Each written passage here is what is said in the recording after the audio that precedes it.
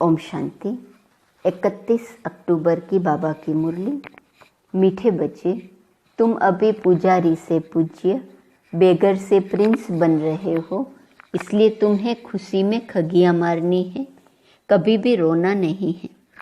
प्रश्न: अविनाशी ज्ञान रत्नों की वर्षा से भारत को साहूकार बनाने के लिए बाप तुम्हें किस बात में आप समान बनाते हैं? उत्तर: बाबा कहते, बच्चे, जैसे मैं रूप बसंत हूँ, ऐसे तुम्हें भी रूप बसंत बनाता हूँ। जो अविनाशी ज्ञान रत्न तुम्हें मिले हैं, उन्हें धारण कर मुख से दान करो। इसी महादान से भारत साहूकार बनेगा। जैसे तुम बच्चे बाप से वर्षा ले रहे हो, ऐसे औरों को भी दो। तुम्हारा फर्ज है सबको रास्ता बताना, सुखदाई बनना। गीत। इंसाफ की डगर पे बच्चों दिखाओ चल के, ये देश है तुम्हारा, नेता तुम ही हो कल के। ओम शांति। यह गीत कांग्रेस से भी लगता है और तुम बच्चों से भी लगता है, क्योंकि उन्होंने भी तो सहन करके अंग्रेजों से भारत को छुड़ाया। तो यह गीत उनकी खुशी में है। खुशियाँ तो मनाते रहते हैं, बल कितना भी किया, परंतु पुरानी दुनिया तो नहीं बदली न। दुनिया तो वही पुरानी है। तुम बच्चे जानते हो, श्रीमत पर हम इस दुनिया को बदल रहे हैं। हम श्रीमत पर हैं, वह श्रीमत पर नहीं कहेंगे। श्रीमत है ही एक भगवान की। तुम हो अभी बाप की श्रेष्ठ ते श्रेष्ठ श्रीमत पर। उन्होंने फिर श्री कृष्ण का नाम डाल दिया है। अभी तुम बच्चे जानते हो, यह है श्री शिव बाबा की मत। कृष्ण को बाबा कहना शोभता नहीं, श्री शिव बाबा की मत। श्री कृष्ण बाबा की मत तो नहीं कहेंगे। तुम इस भारत को फिर से पवित्र बना रहे हो। भारत खंड ही मुख्य है, क्योंकि यह बेहद के बाप का बर्थ प्लेस है। सारी दुनिया के मनुष्य मात्र का जो बाप है, अर्थात सर्व का सद्गति दाता है, उनका यह बर्थ प्लेस है। सारी दुनिया के मनुष्य मात्र का बर्थ प्लेस, इसको सर्वोत्तम तीर्थ कहा जाता है। इन जैसा ऊंचते ऊंच तीर्थ कोई है नहीं, परंतु गीता में नाम बदल दिया है। यह भारतवासी खुद नहीं जानते कि यह भारत बेहद के बाप का बर्थ प्लेस है। बल शिवरात्रि मनाते हैं, परंतु यह पता नहीं है कि शिव कौन है, कब आया, उनका नाम रूप क्या है। तुम अब जान गए हो। अभी शिवलिंग के चित्र में सफ़ेद स्टार दिखाते हैं, जो मनुष्य क्लियर समझे कि परमात्मा का यह रूप है। परंतु पूजा आदि कैसे की जाए, इसलिए बड़ा रूप बनाया है वास्तव में स्टार। बाबा जौहरी भी हैं। बाबा को मालूम है एक पत्थर भी होता है जिसको स्टार रूबी, स्टार फाइन माणिक, स्टार नीलम आदि कहते हैं। वह मोस्ट वैल्यूएबल होता है। अखबार में भी पढ़ा था कि सबसे बड़ा स्टार फलाने खजाने से चोरी हो गया है। तो यह शिवलिंग लाल तो है, इनमें बीच में है सफ़ेद स्टार, स्टार लाइट। समझाने में बहुत सहज होगा। स्टार सफ़ेद होता है ना, आत्मा का भी सफ़ेद ही साक्षात्कार होता है। चीज़ तो यही है, सिर्फ स्टार लगाना है और कुछ लिखने की दरकार नहीं रहेंगी। समझाना बहुत सहज होगा। नीचे यह लिखत तो है ही आपका जन्मसिद्ध अधिकार, स्वर्ग की राजाई, क्योंकि हेवनली गॉड फादर हैं, तो स्टार लाइट डालना है। अब बाबा डायरेक्शन दे रहे हैं, झट काम कर लेना चाहिए। ऐसे पत्थर भी होते हैं जिसमें स्टार बड़ा फर्स्ट क्लास दिखाई दे, यहाँ उनकी बहुत वैल्यू है। फिर सतयुग में तो इन चीज़ों की वैल्यू नहीं होती। वहाँ यह जवाहरात तो पत्थर गिने जाते हैं, महलों में लगाते रहते हैं। यह दुनिया अब बदल रही है। तुम बच्चे जानते हो, हम स्वर्ग का मालिक बनने के लिए बाप से वर्षा ले रहे हैं, पढ़ रहे हैं। जितना जो पढ़ेंगे उतना ऊंच पद पाएगा। पढ़ना और फिर पढ़ाना भी है, यानी आप समान बनाना है, तब ही ऊंच पद पा सकेंगे। बच्चे समझते हैं हम ब्राह्मण हैं, हमको सच्ची यात्रा सिखलानी है, हर एक को बाप का परिचय देना है। कोई भी मनुष्य मात्र बाप को नहीं जानते, बाप तो एक ही है, बाकी सबको अपना अपना पार्ट मिला हुआ है। एक आत्मा का पार्ट न मिले दूसरे से। आत्मा तो अविनाशी है, उनके रूप में कोई फर्क नहीं हो सकता। शरीरों में फर्क है और हर एक आत्मा के पार्ट का फर्क है। हर एक आत्मा जो स्टार लाइट है उसमें अविनाशी पार्ट भरा हुआ है, इम्प्रेसिबल पार्ट है। यह बातें भी तुम ही जानते हो, नंबरवार पुरुषार्थ अनुसार। जैसे आत्मा है, गाते भी हैं, चमकता है प्रकृति के बीच अजब सितारा।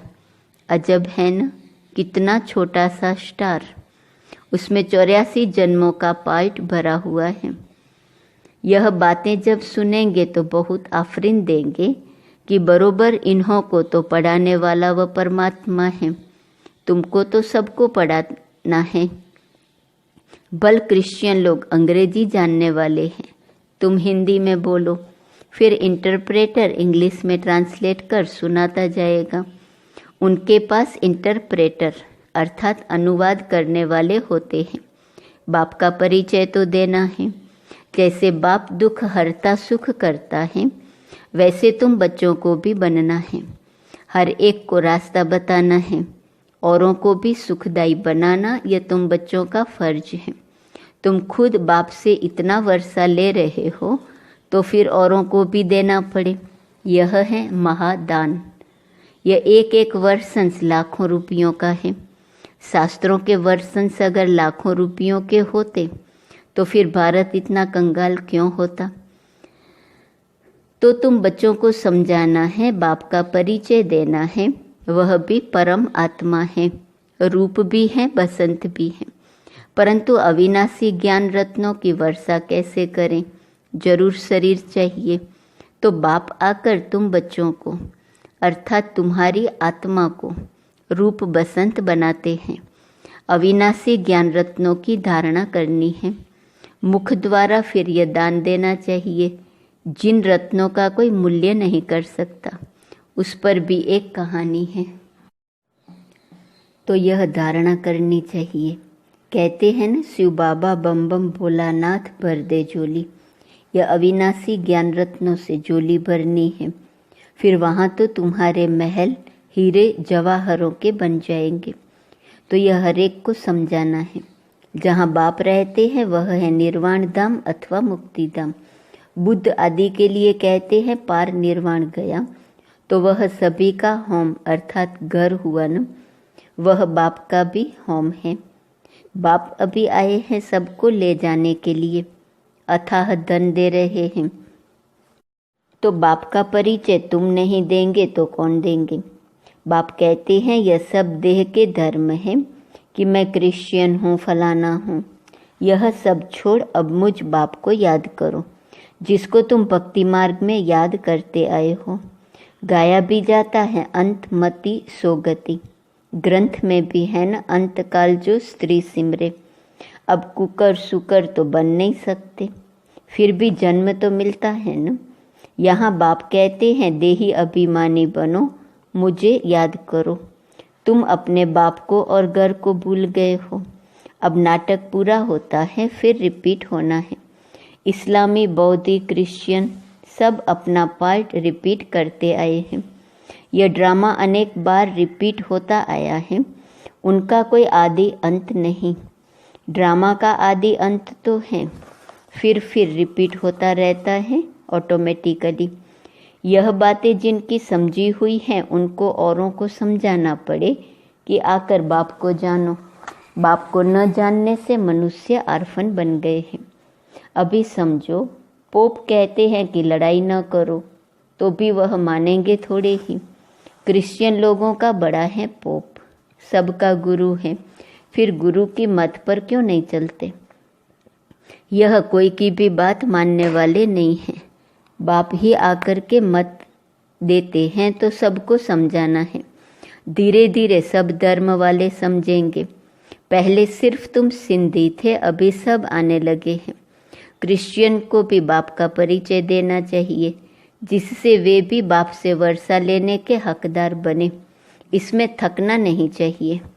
यह प्रदर्शनी तो बहुत जोर से चलेंगी। सर्विसेबल बच्चों के ऊपर सर्विस की बड़ी जिम्मेवारी है। वही दिल पर चढ़ेंगे और फिर तख्त पर सवार होंगे। महादानी बनना है और फिर याद करना है बाप को। वह इंश्योर करते हैं दूसरे जन्म के लिए। ईश्वर अर्थ व कृष्ण अर्थ दान करते हैं। वास्तव में कृष्ण तो है ही साहूकार, उनका तो दान लिया हुआ है, बाप से वर्षा लिया हुआ है। स्वर्ग का प्रिंस बना तो स्वर्ग स्थापन करने वाले से वर्षा लिया न, परंतु कैसे लिया यह किसकी बुद्धि में नहीं बैठता। बाप ने ही कृष्ण को भी वर्षा दिया। वर्षे को ही दान भी कहा जाता है। कन्यादान करते हैं न। अभी बाप कहते हैं मैं तुमको अविनाशी ज्ञान रत्नों का दान करने आया हूँ। इसके लिए प्रबंध रचना पड़े, भल खर्चा हो, हर्जा नहीं। हमारे पास बच्चों ने साक्षात्कार तो किया है। इब्राहिम, बुद्ध, क्राइस्ट आदि सब बड़े बड़े अंत में आते हैं। जरूर सुनेंगे तब तो पद पाएंगे ना। बच्चों को तो खुश होना चाहिए। क्रिश्चियन का भारत से कनेक्शन बहुत है। राजाई बिली फिर रिटर्न भी कर रहे हैं। उन्हों को तो भारत की बहुत संभाल करनी है। अगर भारत पर कोई चढ़ाई कर ले तो सब पैसे खत्म हो जाए। उन्हों के पैसे तो बहुत दिए हुए हैं, सारी रकम ही खलास हो जाए। इसलिए इस तरह से कोशिश करेंगे भारत को बचाने की। इन्हों को मदद तो चाहिए जरूर, और रिटर्न भी चाहिए। उनको तो संभाल करनी ही है।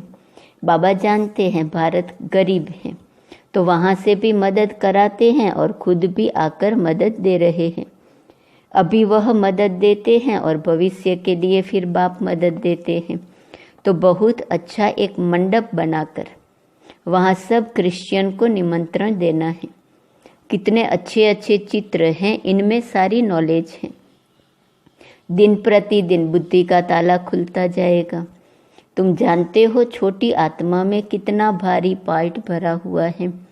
साइंसदान भी इस बात पर बड़ा वंडर खाएंगे। साइंसदान भी समझते हैं कि हमको कोई प्रेरता है।